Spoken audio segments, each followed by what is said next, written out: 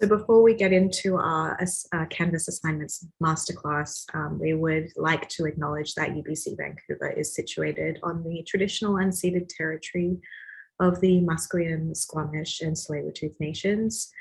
We would also really like to extend the invitation to everyone here, if they would like to also acknowledge the land that you're working from today. You can do so in the chat if you'd like. So I'll give everyone a moment, if they so wish to acknowledge the land that they're on as well. Welcome everybody. So the agenda for today is first, we're going to just start off with reviewing the assignment, set up some general issues with the grade book, with looking at assignment groups and weighting just as a general issue. And then we're going to just quickly go through some of the settings for a specific assignment, especially as it pertains to some of the troubleshooting issues that are going to come up, that are the main, sort of the meat of this workshop.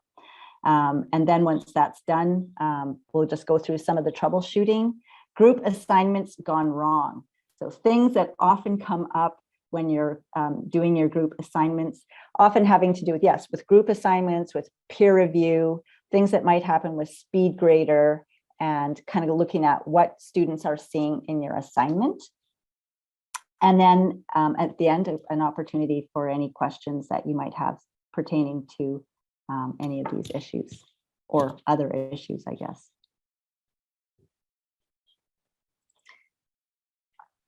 Okay, so before we get started with some of the specifics of problems that can come up with your group assignments or your assignments, just a couple of things. One is just in general thinking about the grade posting policy. So going into grade book, the grade settings is one of the things you just might want to check in with before you actually get started with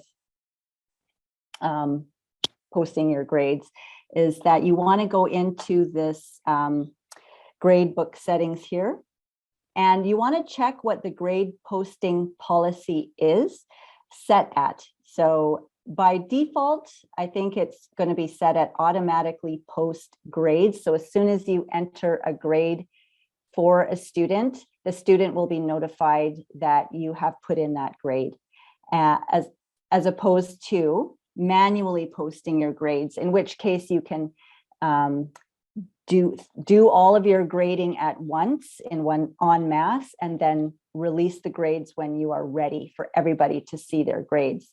So you definitely want to check your grade book settings before you get started. Oh, did I? And just quickly, yeah. Naomi, make sure that when you click that manually post grades, that you apply the settings. Exactly. Yeah, thank you. The second issue that you might want to, that you do have to think about, and this is something that you would want to think about before you, I mean, as at the start of your course probably, but is looking at your assignments. So I'm just going to generally look at your assignment groups. So if you take a look here, we have three, you're going to hear groups a lot, like assignment groups, group assignment, group sets, and just groups. But on this page, you want to kind of keep track of your assignment groups. And on this page, you have 3 assignment groups here with different assignments in them. And the thing you want to think about is your weighting, and then how your specific assignments within a group affect that weighting. And you can check that if you click on these 3 dots here, and just to remember looking at your assignment group. So if you want to assign weighting, you can take a look at it here, and you can assign your weighting. So here we've got assignments at 40, and say we had assignments gone wrong 20, and imported assignments 40, 50, 60. Somebody help me. Would that be 40? You want it to add up to 100, obviously. So however that looks like for you, you can see that you have your weighting for each assignment group. Then you want to look at your assignments themselves and look at how many points they're worth, like what they're valued at, because that's going to affect how much they affect this total here. So in this case, it's all pretty equal, 20, 20, 20, 20, 20. I see that. So obviously, if you have two assignments worth 20 points, they're going to be just be equally valued when in the calculation of this 40%. Yeah. But what so you they'll want be worth 20% each, right? 20% each, yeah.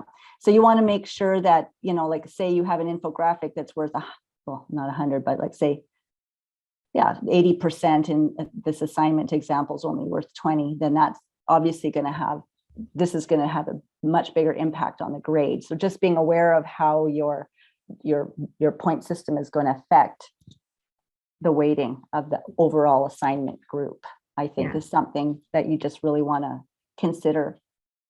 Totally. And just also, quickly, just to add on to that as well, Naomi, if you are finding that you have an assignment that is worth a lot of points, and you're finding it a little difficult to sort of slot it into one of these groups, you can always create a new assignment group and then give that the weighting for that particular assignment. I know a lot of instructors sometimes will just have use the groups for one assignment just for the ease of having that opportunity to grant weighting without having to worry too much about how all the points are adding up. So something to consider for sure.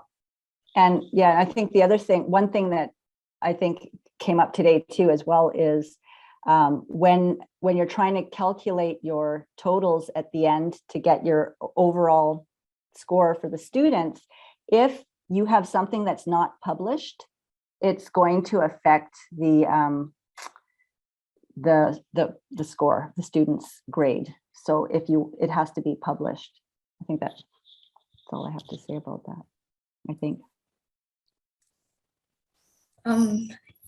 So with that having said, we'll go into creating an assignment and just look at the details of how to set it up well. Usually encourage instructors to set it up well just so that you can avoid issues in the future.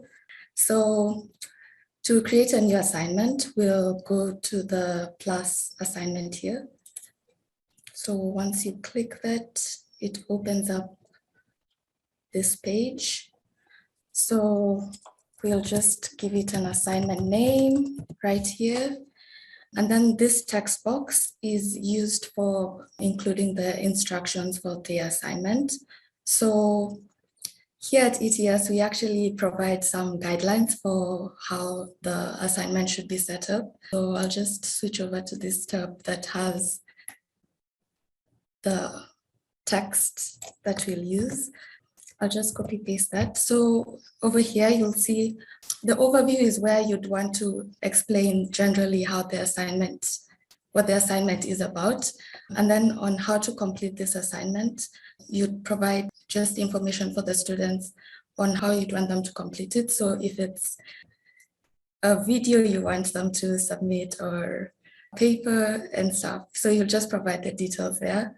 And for the samples, you can provide an example of how you'd want the assignment to look, and then even just details on how the assignment will be submitted. So we can provide for you this text, which comes with the ETS cost data, which we usually import into cost shells that are empty, and it's something that you can ask for if you'd like. So moving on, we'll go into the points. So this is where you'll input the number of points for each assignment. So if it's 100% or 80 points or 10 points, that's where you put it. And you always have to make sure it's greater than 0, or else, it'll cause issues. So the next is assignment groups. So here is what Naomi was talking about. So this way you'll choose which group you want this specific assignment to be in. So right now we can just put it in the general assignments group. Next is the grading type, the display graders. You can either choose to do it as a percentage, complete or incomplete points, letter grade, GPA scale, and not graded. So for percentage, points, letter grade, and GPA scale, they require you to input points into them. Incomplete and complete is just you choose one or the other. Not graded doesn't have any points. It'll just be like an ungraded assignment basically. And for GPA scale, something to note as well is it allows you to choose a different grading scheme. So you could choose which grading scheme you want by coming here and selecting another grading scheme. So you'll see like the different options that are available at UBC and the Faculty of Education. So like a common one would be like the pass-fail one. And if you'd like to use it, you'll just click use this grading standard and then done, and it'll apply. And something to also note is that you could choose to manage grading schemes. So here you could choose to edit and create your own grading schemes as well. Yeah. So moving on, so this checkbox is basically if you don't want this assignment to count towards the final grade. So it's also something to consider. So moving on, we'll go into the submission types. So there are 4 different submission types. There's the no submission. So with this, it'll add a column into your grading book, but then students won't be able to submit anything. So this can be used for like a class participation or even oral presentations as well if you just want to input a grade. On paper is almost similar. There's no submission box available, but if you want the students to physically submit a paper, you could choose this option and it states on Canvas that the submission type is on paper for the student. The other one is external tool, which is something that we don't use as much here. But if you want to attach an external app for students to submit their assignment, you could do that. And just with this external tool, maybe Hazel, you can click on it. Even though it's a really good option, for example, maybe you want them to do a peer review using a tool like Peer Scholar, that's an option. You can link it here, but it won't show up in your SpeedGrader. So that's also something to consider if you are using an external tool and you want the ability to use SpeedGrader to annotate or to grade. You won't be able to use that annotate function in SpeedGrader. So just something to consider as well. Yeah.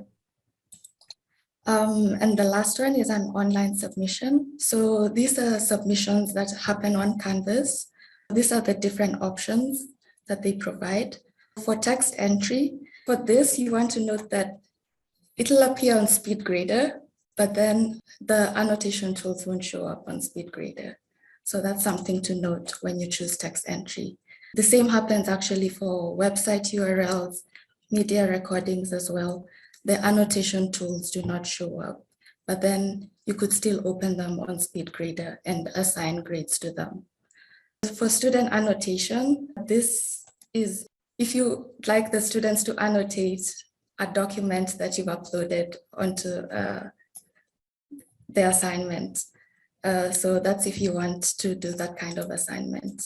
Could you repeat what you were saying about student annotation submission type?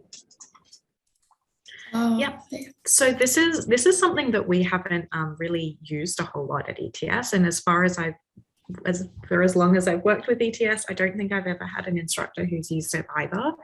So it's definitely something we're looking into more, but we are not 100% sure how sort of effective it is, because we tend to use other tools for annotation. So something that we usually recommend is the tool Class, which you may be familiar with, Susan, where students are able to annotate whether it's a video or a PDF. That tends to be what we recommend because it's quite easy to set up and as an instructor, quite easy to manage. And it has more options for groups and everything, whereas this is something I think that is I'm not sure, Hazel, if this is a newer thing on Canvas, but something that we just haven't used as much, but we're happy to look into that for you as well, Susan. Okay, just curious, thank you. Yeah, no problem. Yeah. And then the last one is if you'd like file uploads. So for file uploads, this is if you want them to do PDFs, docs, PowerPoints, text files. But something to note is that usually not all text files will allow the annotation tool to work on SpeedGrader. So that's why we usually encourage you to restrict the file types if you want to use the annotation tool on SpeedGrader. So usually they allow PDF and doc and docs, I think. These three are the ones that allow the annotation tool. I don't know if you want to add something, Gabriel. Yeah, I think that this is something that I think comes up quite a bit, especially for students who are using maybe a MacBook and they're using Pages. So in that case, this can kind of save you a bit of grief by restricting that in the first place, meaning that the student will not actually be able to submit their document if it's not the right file type, which will then mean that you won't have to worry about asking them to resubmit. So that you can use that annotation function on SpeedGrader. So again, when you're setting up, just something to really think about when you're going through. Yeah, all right. So moving on for submission attempts. So this is, you could choose to either have unlimited or limited, and you can vary the number as well. So this is the number of times the student can submit it within the due date, before the due date, basically. Next is the group assignments. So once you click this, so if the assignment is a group, you can choose to either assign grades to each student individually or assign grades to the entire group. So this is usually used when basically students might not equally participate on a group assignment. So this is usually useful, like if you'd want to assign each individual student in that group a different grade. Otherwise, if this is not checked, the whole group will get the same grade. Ben, you had a question? Yeah, so when I've used SpeedGrader in the past, sometimes I run into a problem where I'll do the whole annotation on SpeedGrader, but because there's unlimited attempts, if they like forgot the peer reflections paper and they try to submit that again, and then they can't see any of the annotations anymore because it's not the most recent version. Is there any way to get around that? So I think usually what happens in SpeedGrader, and I'll see if I can, I'm not sure if we'll have an example set up already, but we'll see if we can set one up. In SpeedGrader, you can usually access any previous submissions, right? So what you could do is download a copy of your annotated version of the document and then re-upload that for the student to see your annotations. I'll quickly demonstrate how to do that at the end for you because I think that's quite a useful function. But yes, that does happen where students, especially if they have unlimited attempts, might like re-upload some documents. So I'll show you how to do that. Does it keep the formatting the same? Because like I've been able to download the PDF, but then it turns like all the color coding and stuff into red little marked notes. Yeah, so I mean, it depends on how you download it. Usually if you download the annotated PDF, they should be able to read it using like Adobe or PDF reader, but it won't show up in the same way. Like the comments, you'll have to hover over and able to read them rather than having them show up on the page as it is when you view it on Canvas. So that's something to sort of consider as well. There is also a way to download just the comments that you've left. And I'll demonstrate that too. Thank you. All good. Something else too that's really important is when you're assigning the group assignment is ensuring that the groups are set up correctly. This is very important as it causes a lot of issues. So here is where you choose the group. These are like the pre-made groups already. So we could just choose like the right group perhaps. So you want to ensure that the students are assigned to the groups and the students in each group are like correctly assigned, just so that issues are avoided. And something else that you could also do here, if you've not set up the groups, is you could just create the new group category here. Usually we'll encourage you to create it right like then, instead of leaving it to later, just so that you don't forget to assign them. But this is something that can be done within creating the assignment. I don't know if I missed anything important here. Yep. So moving on, we'll go to peer reviews. Once you click that, you have the two options of either manually assigning peer reviews, which is something you'd individually do once the assignment has been published and the students have submitted. And the other option is automatically assigning them, which Canvas does for you. So here is where you can choose either the number of reviews you'd want, and you could also assign the date when you want the peer reviews to be assigned.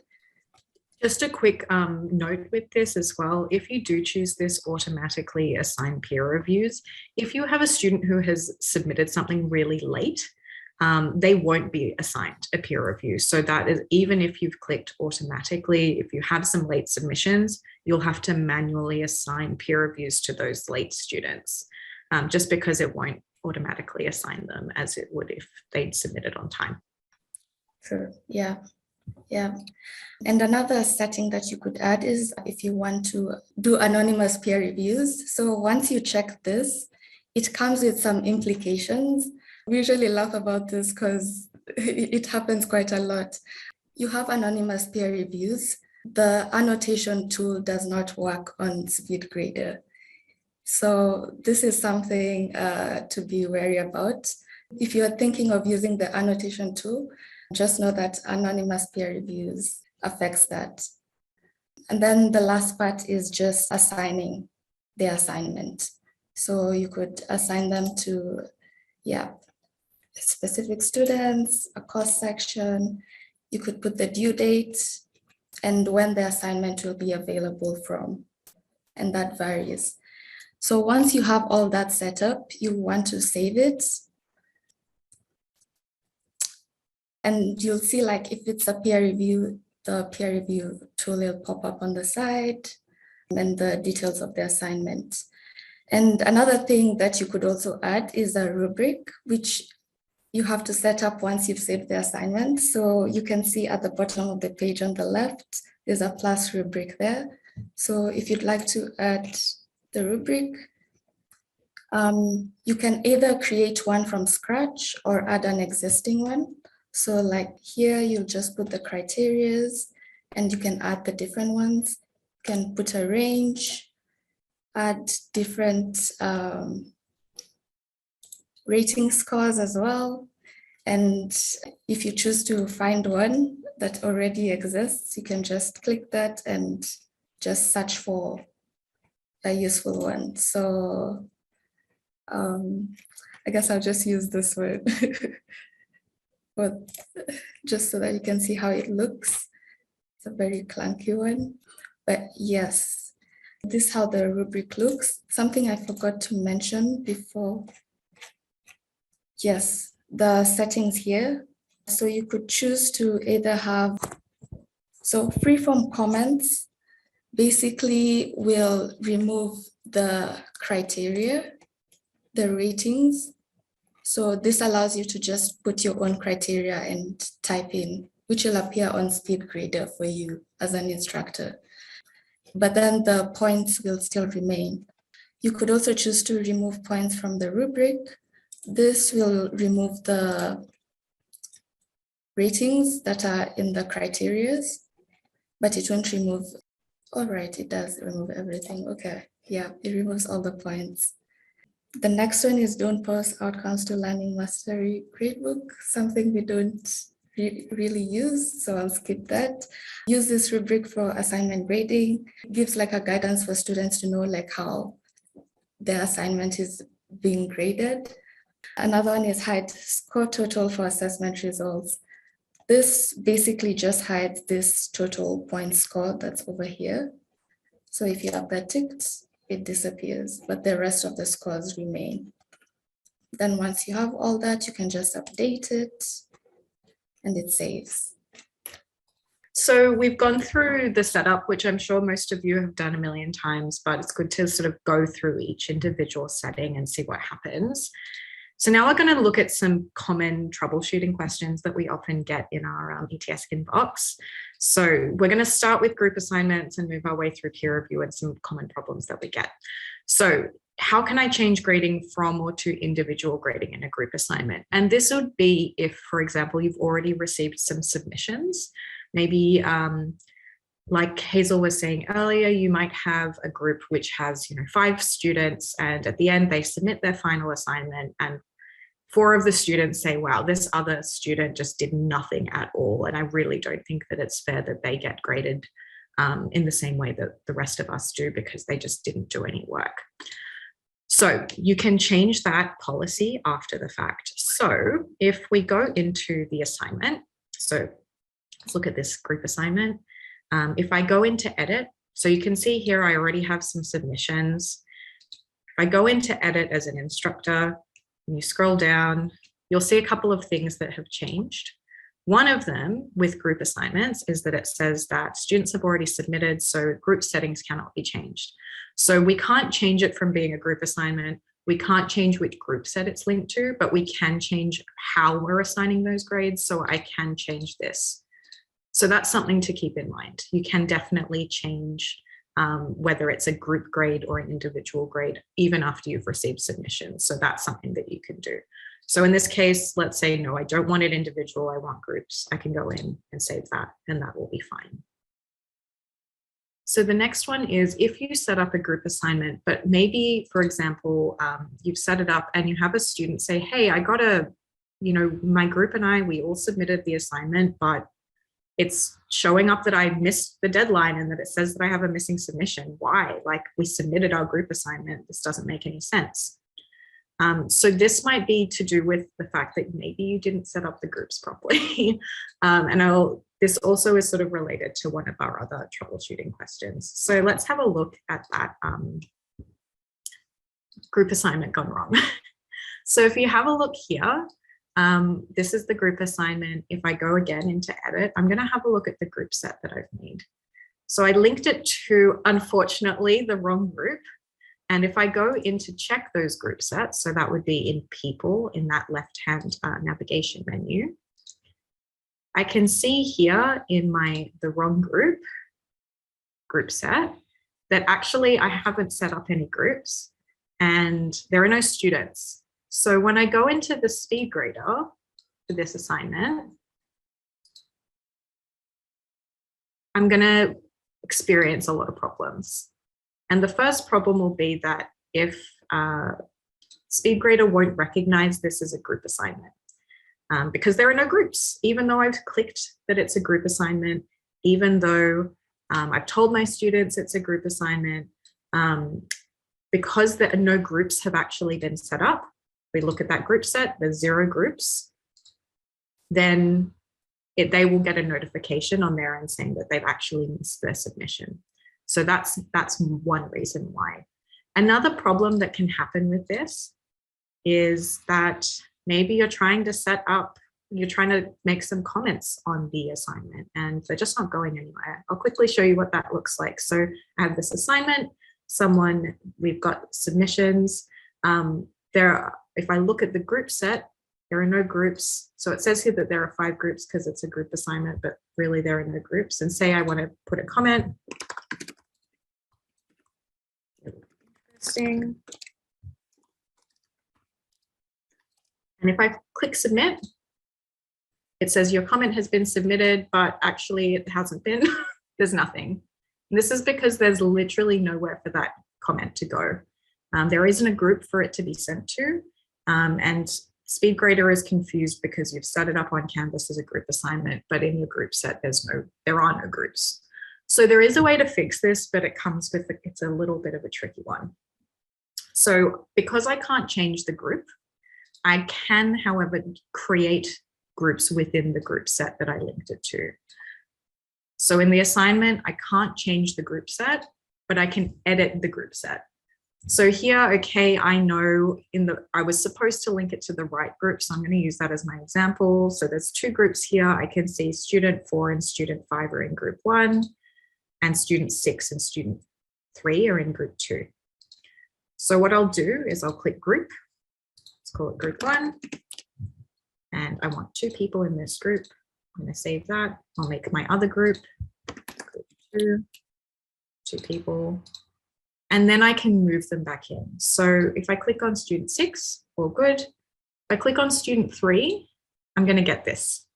So this is because I've now put 2 members who have both submitted something into the group set. And because it's a group assignment and we've set it to, you know, 1 submission for the group, it's going to say, we're changing the group's membership and we can only have 1 assignment for the group. So you have a couple of options. You can either make a new group set, which you can't really do, or you can change the existing group, which means that it's fine. You're going to allow that to happen. And what it will do is choose one of those 2 assignments, probably the first student that you put in, to decide that that's the submission that's going to be graded on SpeedGrader. So if I submit that, then that's fine. I'll do the same thing for group 1. I'm going to get the same error message. So change existing group and submit. So now when I go back into the SpeedGrader, if I refresh it, you'll see it's changed a little bit. I can see now that there are fewer groups. I have 2 groups, and then the 3rd group is my test student group, which will automatically come with SpeedGrader. But now if I look at group 1, I'll have the submission. If I post a comment, ta-da, it's working. So that's something to consider. So even if you do incorrectly set up those groups, there is a way to fix it, but it can be a little bit nerve-wracking to fix those groups up. I mean, on our end, you know, we're pretty lucky. We have some test students and we only had 4 of them. But this has happened before in a group assignment where there were 26 students in the class and we had to move them around. And so it is possible to fix, but this is why when you're setting the assignment up, having that group set up in prior, making sure it's linked to the correct group set in the first place, just saves you a lot of drama down the road. That being said, if it does go wrong, there is a way to fix it. So it's not the end of the world. So that's one problem. And then, yeah, with the comments, that might happen too. So another issue that we might have is peer review, and peer review can cause a few problems. So one of the problems that we get a lot is I set up peer review and I can't annotate on SpeedGrader for some reason. It's just not working. What's going on? And that has to do with peer review anonymity. I know Hazel mentioned this already. So if we have a look at our peer review assignment gone wrong, we'll see that I have peer reviews from students. But if I go into the SpeedGrader, you'll see that where on this, we have these annotation tools where I can highlight, I can write comments. Here, I don't have those tools. And the reason why is because I've set my peer reviews to anonymous. For some reason, the anonymity function with peer review, because there is the ability for students to leave comments, I think it basically makes anonymous grading across the board. And for some reason that impacts the doc viewer. So again, the way to fix this, and by fix, we mean make a decision based off of what you think is the more important, is you can either, you go into edit, change it from anonymous, which means that then your students will know who's left them comments. Or if the anonymity is really important and the ability to annotate is important, then we would really recommend not using Canvas peer review and using a different tool. We do have a few suggestions for tools that you could use instead, which we'll go into in a little while.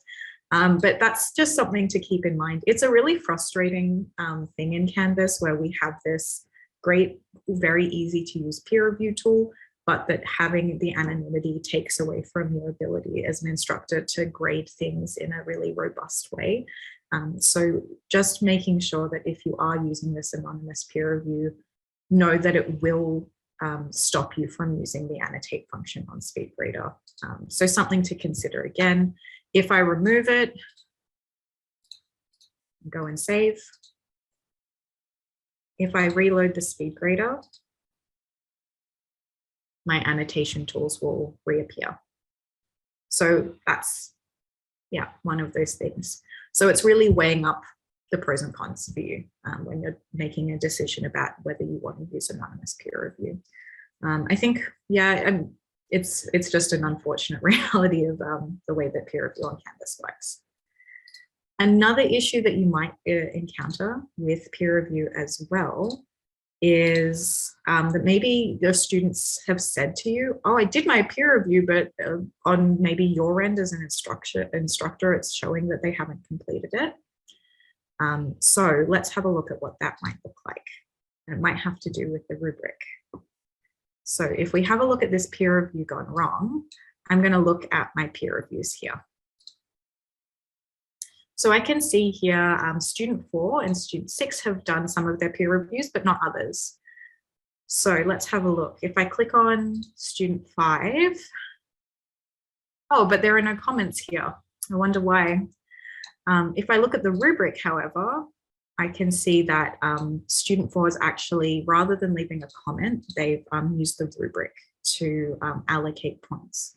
So that's something, again, just to consider. If you're assigning peer review to an assignment that you've attached a rubric to for your use, your students will be using that same rubric for doing peer review, which again is it's quite frustrating as an instructor. You have what you're planning on using for grading might not be exactly what you want them to do for peer review. So again, if that's the case, it's really thinking about is the Canvas peer review the right tool for the job that I'm trying to do? The other thing too is that they may have, and I think they may have left a comment. I think in this one they did. But for student 4, I can see here that student 6 has actually left a comment. They've looked at the assignment, they've done the peer review, but they didn't do the rubric. And so that's why it's showing that the student has actually not completed their peer review. So again, that's just something to think about. If you have an assignment that you want students to do peer review on, do you need to add the rubric? Do you want your students to use the rubric as part of their peer review? I'm thinking about whether it's worth adding it or making peer review a separate assignment. And if you do want them to use a rubric, letting and instructing your students that that is how they need to complete the peer review, because they might not know that they have to use the rubric. They might just think, oh, okay, I'm going to look at the assignment and I'm going to leave a comment here. Another thing for students as well, once they add a comment here, they can't delete it. So that might be something to let them know too, if they're going to be writing comments as part of their peer review, to be cautious about what they write, because if they write something really awful, it's not going away. So just something for you to let them know on their end what might happen. Cool. All right, and then one question that we do get a lot about peer review is whether you can set a deadline for it. It's unfortunately not possible on Canvas. So if you want students to come, maybe they submit their assignment on the Friday and you want them to have completed the peer review of their peers assignment by the Thursday the next week, that's not going to happen, unfortunately, on Canvas. They have unlimited time to complete the peer review. There are no penalties for doing it late. It's just something that Canvas peer review has as one of its limitations. So in the event that you really want to use peer review because it's an incredibly useful pedagogical tool, it might be worth thinking about some alternative tools. The Canvas one's really easy to use. It's nice that it's there, but it has those limitations of like impacting SpeedGrader, and if you're using a rubric, forcing your students to use that rubric, and also having to go to quite a lot of effort to instruct them on how they need to do it. It might be worth thinking about a few other tools. So these are the tools that we usually recommend. iPeer, which is really good for feedback for in-class tasks. Compare is good if they're comparing two pieces of work. Peer Scholar is quite flexible and has a lot of options for different types of peer review tasks. And then Class is something that we use for annotations quite a bit. So that could be something else that you wanted to consider if you're finding that you're struggling a lot with Canvas peer review. So yeah, really quickly before we move into our Q&A portion. Oh, we're going to have a look at what students might be seeing. Sometimes we get an instructor who says, I'm trying to get my students to do peer review, but I don't really know how to instruct them because I don't know what it looks like from a student perspective. So if I share my other screen with you, let me see if I can find the right one. Should be this one. Hazel, this is my student view. Yeah. Yeah. Great. So I can see here that I have some overdue assignments as this student, but I also have the ones that I've submitted. So if I click on my peer review gone wrong, I can see that this student has submitted one for student 3, and they're going to have a tick next to that. They've also submitted the assignment. They have the details and everything here. And then if they wanted to add peer review, they would click on the one that has the incomplete. Now, in this case, am I student 6? I sure am. I can see, okay, I've put this comment here, but it's still showing as incomplete from the student perspective, and that's because I haven't done the rubric. So if I then went to give them a score using that rubric, save it, if I then go back to that assignment page, I can see now that it's marked as complete. So from a student perspective, they're going to see peer reviews and stuff here. But they'll be notified, they'll know whether Canvas has marked it as complete or incomplete, or finished in this case is the vocabulary that they're using. So from a student point of view, that's probably what you're going to see. Just to answer Ben's question, I'm going to upload a new assignment just to see what happens in terms of my annotations. Quickly upload another dummy assignment.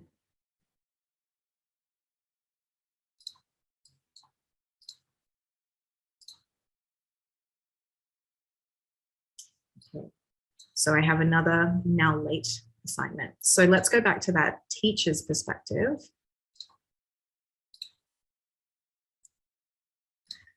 If I go into the speed grader, the student 6, I should see, so I have just the assignment here. If I wanted to choose which one I wanted to look at, I have these options at the top so I can view the different submissions. So if I wanted to maybe I'd already annotated one of them, the first one and not the late one, I can still go back to that assignment. And if I wanted to download it, say maybe I'd annotated this one.